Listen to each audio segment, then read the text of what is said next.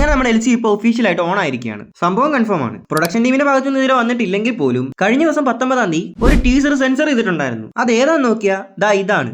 സിനിമയുടെ പേരായിട്ട് കൊടുത്തേക്കുന്നത് ദില്ലി എന്നാണ്. നമുക്ക് എല്ലാവർക്കും അറിയാം ദില്ലി എന്ന് പറയുന്നത് കൈദി സിനിമയിൽ നമ്മുടെ കാർത്തിയുടെ പേരാണെന്ന്. അപ്പൊ അത് കൺഫേം ആയിരിക്കാണ് Kaithi 2 on the way. Teaser എന്തായാലും സെൻസർ ചെയ്ത് കഴിഞ്ഞു, ഉടനെ എന്തായാലും പുറത്തു വിടുമായിരിക്കും. ഈ ലോകേഷ് തന്നെയാണോ ഡയറക്ട് ചെയ്യുന്നതെന്ന് അറിഞ്ഞൂടാ.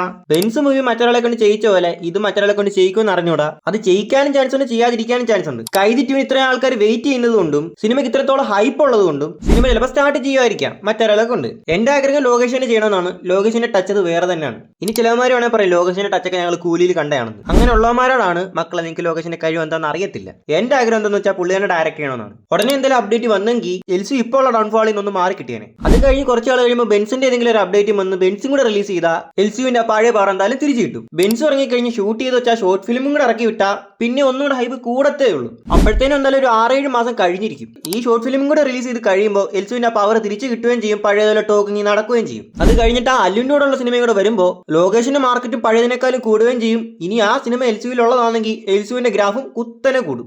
അതുകൊണ്ട് ഈ ടൈമിൽ ടീസർ റിലീസ് ചെയ്യുന്നുണ്ട്. LCന്റെ പഴയ പവർ തിരിച്ചു കിട്ടും. 1-2 ആഴ്ചക്കുള്ളിൽ നിങ്ങൾക്ക് വന്നാൽ മതിയായിരുന്നു. ടീസർ ആകെ 30 സെക്കൻഡേ ഉള്ളൂ.